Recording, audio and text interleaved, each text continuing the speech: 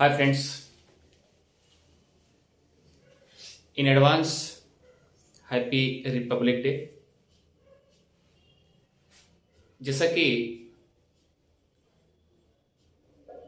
विगत क्लास की तरह आज भी पॉलिटी क्लास, और हम चाह रहे हैं कि पॉलिटी का जो पृष्ठभूमि है, हिस्टोरिकल बैकग्राउंड है, उसे खत्म करके तब उसके बाद दूसरा टॉपिक स्टार्ट किया जाए फ्रेंड्स, या दूसरे बुकलेट चलते हैं।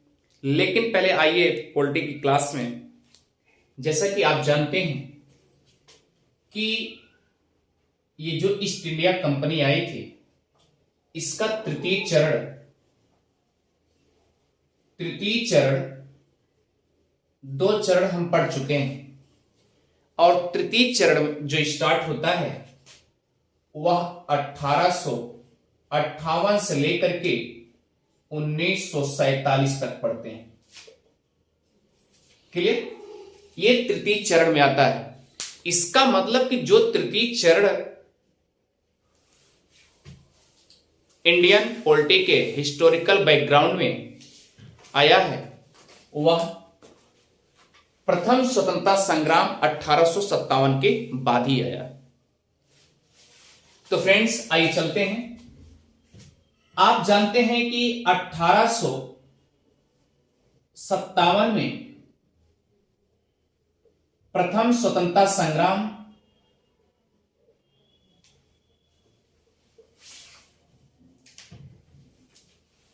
होने के बाद भारत में ब्रिटिशों द्वारा अनेक सुविधाएं देखी गई, अनुभव किया गया कि भारत में इस तरीके शासन नहीं किया जा सकता। जैसा कि आप जानते हैं कि 1858 में क्या होता है, एक अधिनियम आता है। तो इस तरीके से उनको देखने के बाद, यानी आप समझिए कि प्रथम स्वतंत्रता संग्राम 1857 के बाद उनको अनुभव हुआ कि जब तक हम भारतवासियों को अपनी कंपनी में, या आप कह सकते हैं कि भारतीय कमेटी में जो हम शासन करने जा रहे हैं, भारतीय परिषद अधिनियम में, जब तक हम भारतीयों को अपना सहयोग नहीं बनाएंगे तब तक मेरा कुछ होने वाला नहीं है। क्लियर? इनका मेन टारगेट हो गया। ये समझ में आ गया कि जब तक हम भारतीयों को कुछ सदस्य के रूप में लेंगे नहीं, सहयोग लेंगे नहीं, तब तक भारतीय हमारे खिलाफ ही रहेंगे और हमारा कुछ पत्ता साफ होने वाला नहीं है। इस तरीके से उन्होंने क्या किया? पहला टारगेट, उन्होंने 3 परिषद बनाए, 3 भारतीय परिषद बनाए। और पहला परिषद 1861, जिसका नाम है भारतीय या भारत परिषद अधिनियम एक्ट। और द्वितीय क्या था? 1892 भारत परिषद अधिनियम। क्लियर? और अगला क्या था? 1909। क्लियर? भारतीय या भारत परिषद अधिनियम। तो फ्रेंड्स, इसका मतलब 3 परिषद के रूप में आए। कौन कौन? 1861, 1892 और 1809। क्लियर?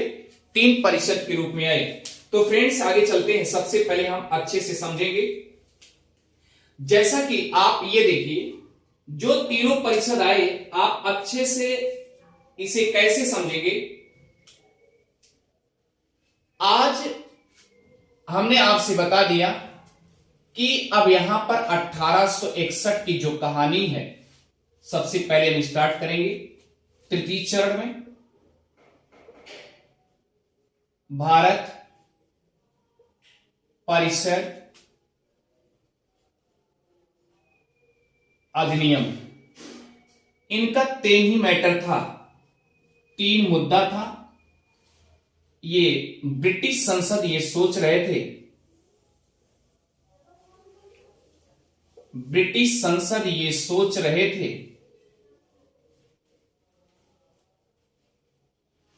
थे कि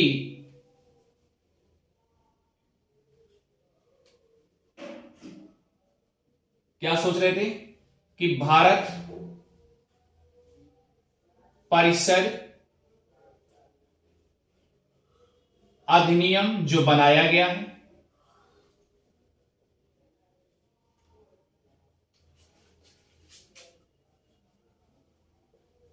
उसमें भारतीय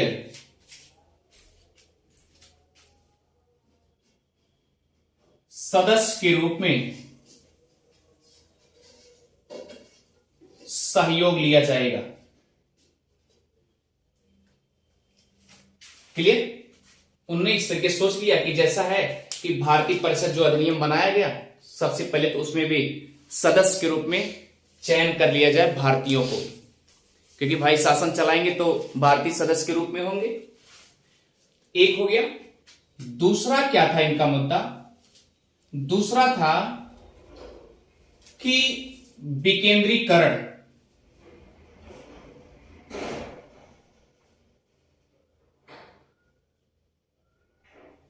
विकेंद्रीकरण विकेंद्रीकरण मतलब कि यह है,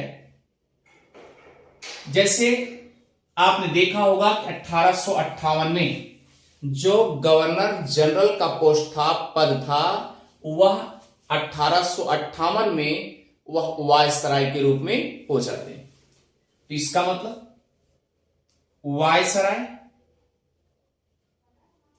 वायसराय ये केंद्र में देखेंगे और प्रांत में भी जो गवर्नर हैं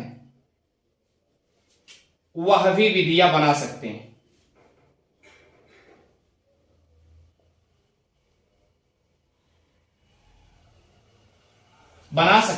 लेकिन विधियां बनाने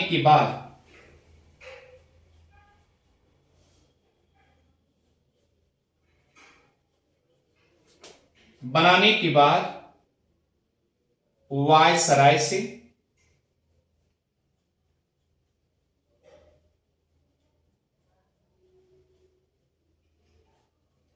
स्वीकृति लेना अनिवार्य है।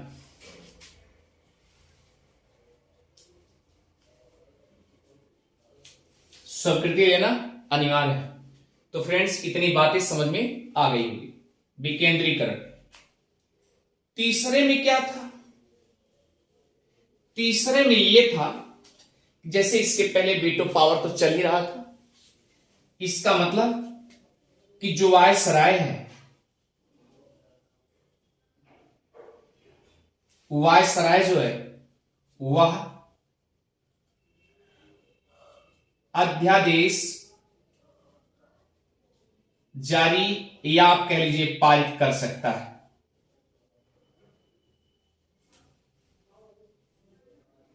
पारित कर सकता है। यही 3 मैटर 1861 का रहा है, जिसे हम डीपली अध्ययन करेंगे।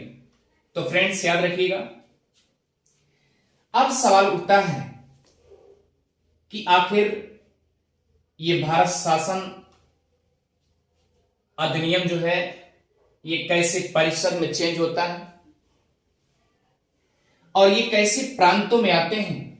तो फ्रेंड्स, याद रखिएगा, भारतीय परिषद, जैसा कि आपने 1858 में देखा था कि भारतीय परिषद का गठन होता है। क्लियर? इसे इरेज कर दे रहे हैं अच्छे से। अब हम स्टार्ट करते हैं। इनका 3 मैटर यही था, भारतीय परिषद अधिनियम का 3, विकेंद्रीकरण और क्या था, अध्यादेश जारी करना वायसराय द्वारा।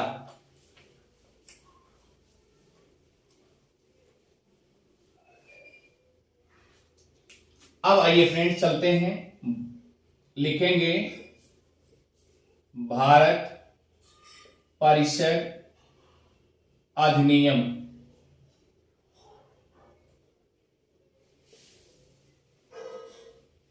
1861। फैक्ट टू फैक्ट नोट करते जाइए। क्लियर? अब देखिए, सबसे पहला मुद्दा यह था कि इसमें जो भारतीय परिषद अधिनियम आया, उसमें क्या होगा, एक वायसराय होंगे, एक वायसराय होंगे। जैसा कि इसके पहले बताया गया, 5 सदस्य पहले से चले आ रहे हैं, आपने 1858 में भी देखा। क्लियर? 1858 5 सदस्य, और याद रखिए जो 5वां सदस्य था यहां पर चयनित किया गया था वित्त सदस्य के रूप में। और वित्त सदस्य में याद रखिए, अगर आपसे पूछा जाए कि पहला वित्त सदस्य कौन थे 1861 में, तो याद रखिएगा वह थे जेम्स विल्सन। कौन थे? James Wilson. फ्रेंड्स, इसमें यह बात कही गई कि वायसराय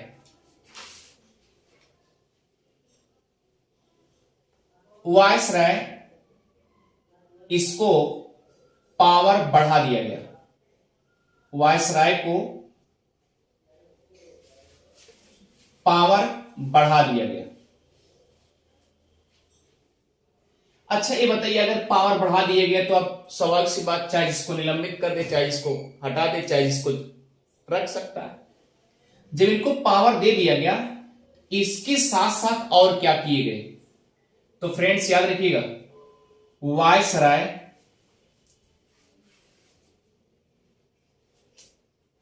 को पावर दे दिया गया कि कम से कम 6 सदस्य और अधिक से अधिक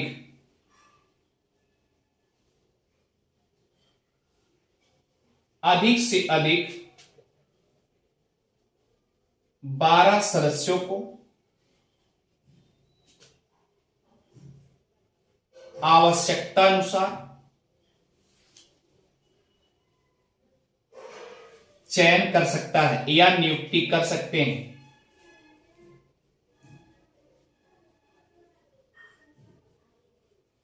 क्लियर? आवश्यकता अनुसार। अब सोचिए भैया, ये 5 सदस्य और वायसराय, ये पांचों सदस्य याद रखिएगा कार्यकारिणी सदस्य कहे जाते हैं।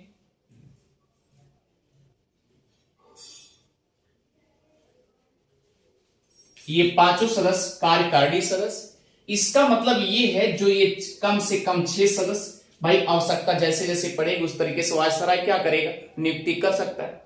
तो कम से कम 6 सदस्य और ज्यादा से ज्यादा 12 सदस्य। इसका मतलब 12 इधर हो जाएंगे, अगर ज्यादा ज्यादा अधिक से अधिक सदस्यों की गिनती करेगा तो 12 करेगा, और इधर 5 है, 12 5 17। इसका मतलब कुल, मतलब अधिक से अधिक मिला करके कुल यहां लिख दे रहे हैं, अधिक से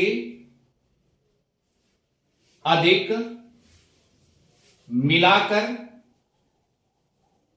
याद रखिएगा 17 सदस्यों को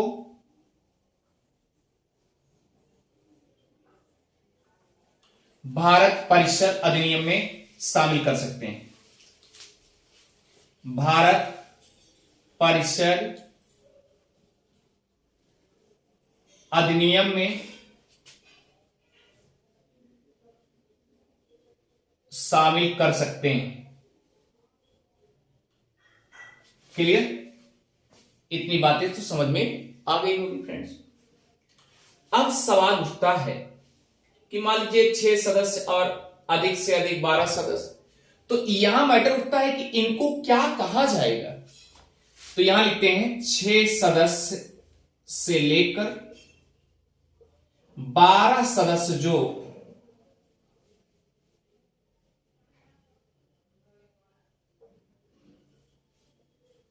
जो नियुक्त किए जाएंगे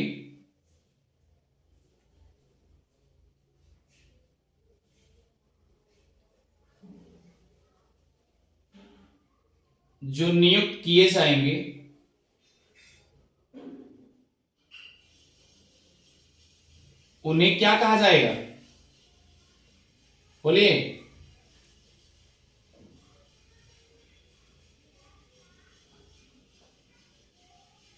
प्रवर सदस्य कहा जाएगा।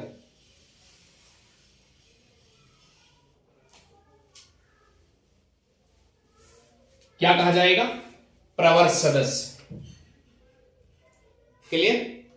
इतनी बातें अच्छे से समझ में आ गई होगी। लेकिन जैसा कि इसके पहले आपने देखा 4 सदस्य, और 4 सदस्यों में एक सदस्य कैसे थे? विधि सदस्य भी थे, जो कि लॉर्ड मैकाले इसके पहले भी आ चुके थे। तो फ्रेंड्स, ये बातें अच्छे से समझ में आ गई होगी। अब इसे इरेज करते हैं और आगे बढ़ते हैं।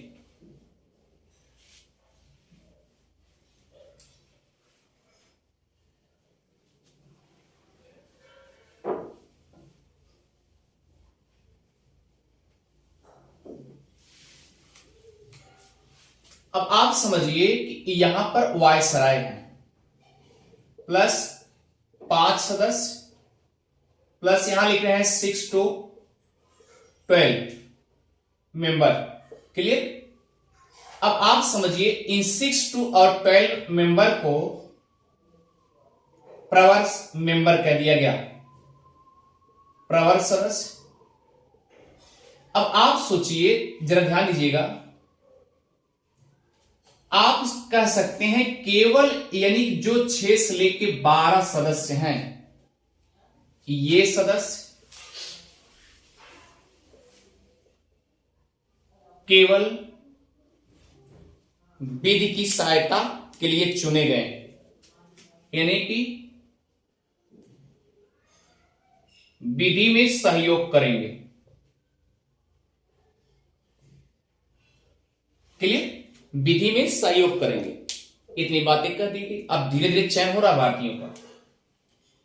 अब विधि का सहयोग करेंगे, विधि में सहयोग करेंगे, भाई ठीक है, लेकिन याद रखिएगा इनमें से आधे सदस्य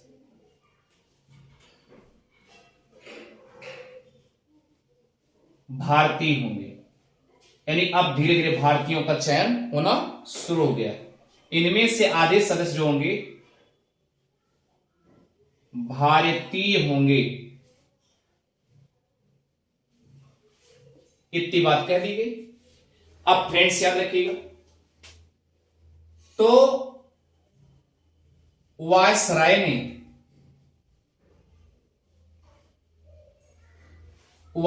ने जब ये उनको लगा कि अब भारतीयों का सहयोग लेना जरूरी है, तो उन्होंने क्या किया? 3 भारतीयों का चयन किया। 3 भारतीय सदस्य का चयन किया, जिसमें नंबर 1, उस समय पंजाब के राजा एक सदस्य के रूप में आए। दूसरे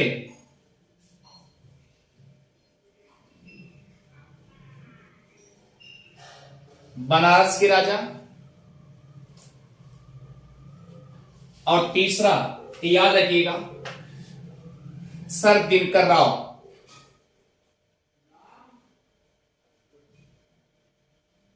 ये 3 सदस्य भारतीय के रूप में चयन किए गए। तो फ्रेंड्स याद रखिएगा, ये 3 सदस्य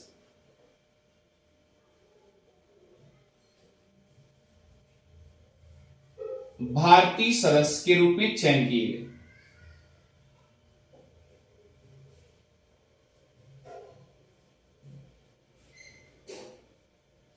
क्लियर? पंजाब के राजा, बनारस के राजा और सर दिनकर राव।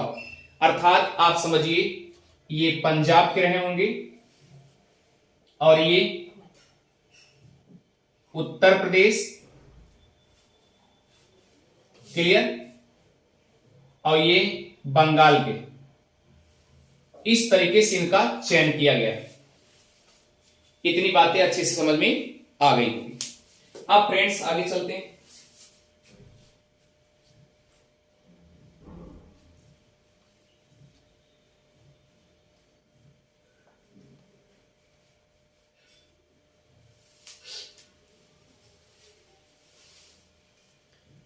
आगे चलिए। अब इसमें क्या हुआ, वायसराय को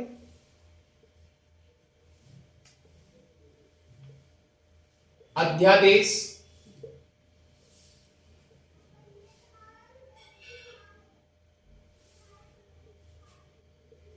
जारी करने का, यानी यहां पर लिखा गया कि वायसराय जो है अध्यादेश जारी कर सकता है।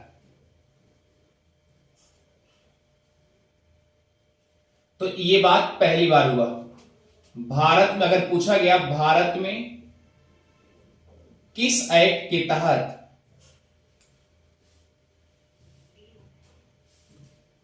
पहली बार,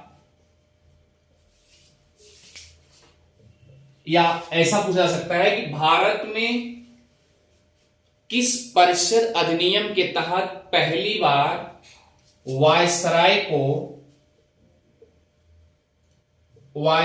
को अध्यादेश जारी करने का या अध्यादेश जारी कर सकता है।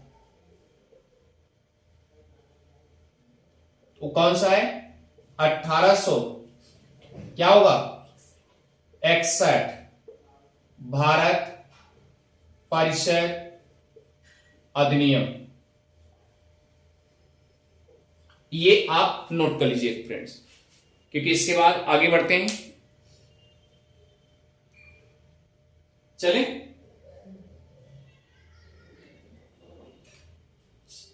इधर देखिए। अब दूसरा कंडीशन क्या था, आप ये देखिए, जो सदस्य चयन किए गए थे 6 से 12, वह क्या थे, केवल विधि बना सकते थे, कार्य नहीं कर सकते, किसी के ऊपर अध्यादेश मतलब सॉरी किसी के ऊपर आदेश नहीं कर सकते थे, केवल विधि के लिए रखे गए थे।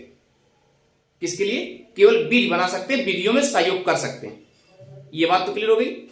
इसका मतलब यह है 6 से लेकर 12 जो सदस्य रखे गए थे वह कैसे सदस्य थे,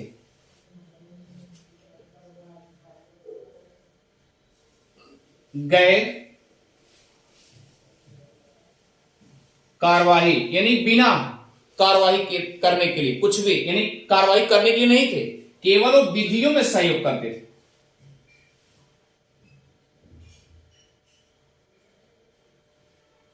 इतनी बात समझ गई, केवल विधियों में सहयोग करते थे। और इन सदस्यों का कार्यकाल बताया गया, नोट करते जाइएगा। इन सदस्यों का कार्यकाल बताया गया 2-2 वर्ष है या 2-2 साल है। बस फ्रेंड्स आप इसे नोट कर लीजिए तुरंत, जितनी जल्दी हो सके। इरेज कर दें। अब आगे देखिए,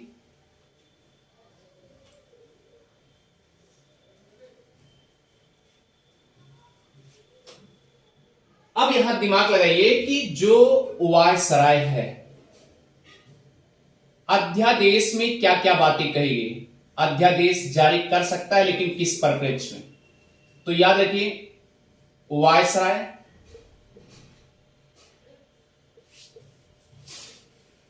नए राज्यों का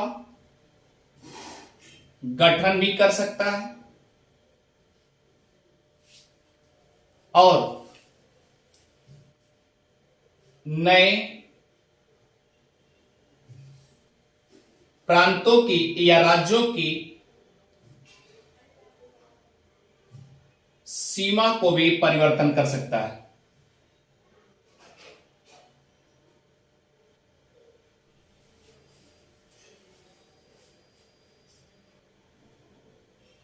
परिवर्तन कर सकता है, इसका मतलब घटा भी सकता है, बढ़ा भी सकता है। परिवर्तन मतलब घटा भी सकता है और बढ़ा भी सकता है। इसका मतलब ये हुआ कि 1861 में वायसराय को पावर अत्यधिक मिल गए थे।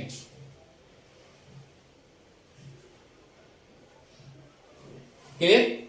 वायसराय को पावर क्या था? अत्यधिक मिल गया था। इतनी बात समझ गई? अब भैया इसको पावर अत्यधिक मिल गया तभी तो कर सकता है, प्रांतों की सीमा को घटा भी सकता है और प्रांतों की सीमा बढ़ा भी सकता है और नए राज्यों का सृजन भी कर सकता है, यानी नया राज्य बना सकता है। इतनी बात समझ? अब आगे चलिए, तो याद रखिए, तो इसी प्रकार से 1800 नोट करिए, 1862 में बंगाल प्रांत में चले विधान परिषद का गठन भी हुआ। नोट करते जाइएगा।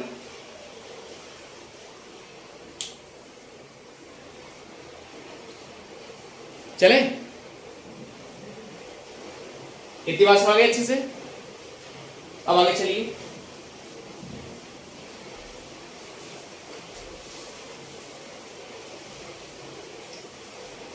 अब सवाल उठता है कि 1861 में विकेंद्रीकरण, यहां पर विकेंद्रीकरण करने का मतलब क्या है? बिना केंद्र, इधर देखिए, बिना केंद्र के, मतलब इसमें प्रांत भी होगा और सेंटर भी होगा, केंद्र भी होगा। इसका मतलब हुआ केंद्र भी होगा और कौन होगा? प्रांत भी होगा। अब देखिए, केंद्र में वायसराय ना, और प्रांत में क्या होगा? गवर्नर। जैसा कि आपने देखा होगा 1833 के चार्टर एक्ट के अनुसार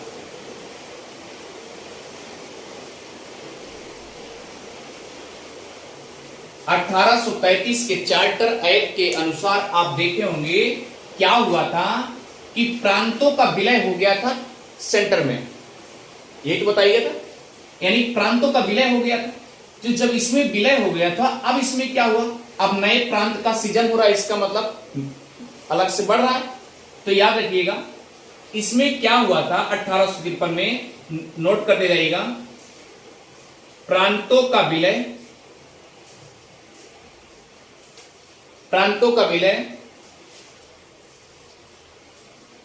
केंद्र की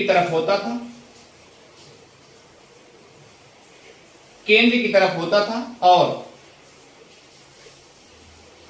इसका मतलब ये हुआ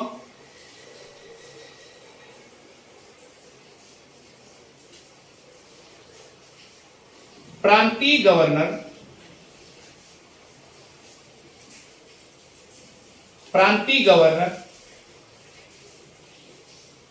शासन प्रांत में नहीं कर सकते थे। क्लियर? नहीं कर सकते थे ना। लेकिन हुआ क्या इसमें, जब ये 1861 आया तो इसमें छूट मिल गई।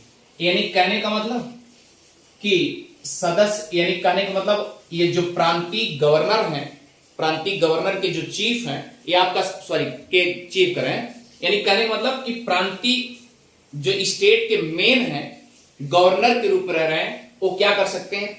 अपने प्रांत में अपना शासन कर सकते हैं अपने सदस्यों द्वारा। तो इसमें लिखेंगे कि 1861 में प्रांतीय सदस्यों द्वारा या प्रांतीय गवर्नरों द्वारा, गवर्नर प्लस सदस्य मिल करके इसमें प्रांत का जो गवर्नर होगा वह अधिकार कर सकता है और सदस्यों द्वारा कार्य कराया जा सकता है। लेकिन इसमें ऐसा सिस्टम नहीं था। इसमें ऐसा सिस्टम है। क्लियर? अब देखिए इसका मतलब कि द्वैध शासन या द्वैध पद्धति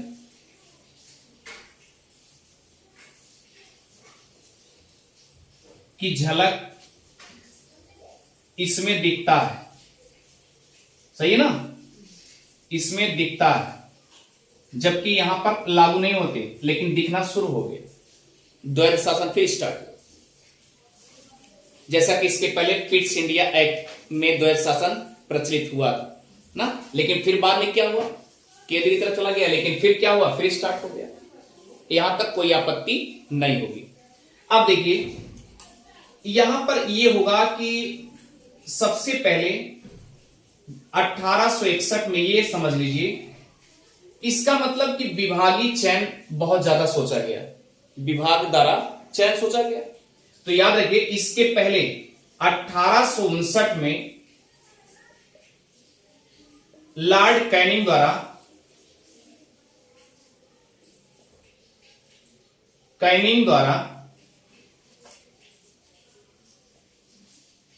विभागीय प्रणाली शुरू की गई थी।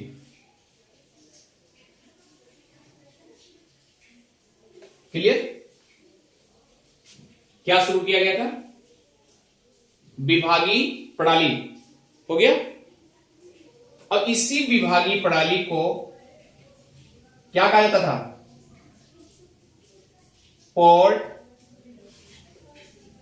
पोलियो प्रणाली।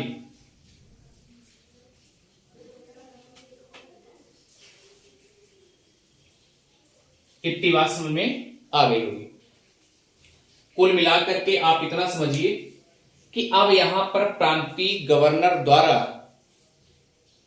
ठीक है, प्रांतों में अपना अधिकार जमा सकते हैं, अधिकार कर सकते हैं, छूट मिल गया। तो उधर लेकिन ये क्या करेंगे, ये भी कह दिया गया कि प्रांतीय जो गवर्नर हैं वो प्रांतों में अपना अधिकार के साथ साथ विधियां भी बना सकते हैं, कानून कार्रवाई कर सकते हैं, लेकिन विधियां वह कहा जाएगी, वायसराय के पास क्या करना होगा, स्वीकृति लेना अनिवार्य होगा। ये बातें कह दी गई किसके अकॉर्डिंग? ये भारतीय परिषद अधिनियम 1861 के तहत। क्लियर? Thank you friends. अगर आपको समझ में आ रहा है तो उदय जीएस रिसर्च सेंटर को सब्सक्राइब करना भी ना भूलें, और हम चाह रहे हैं जल्दी जल्दी ये हिस्टोरिकल बैकग्राउंड जल्दी जल्दी खत्म हो। Thank you friends.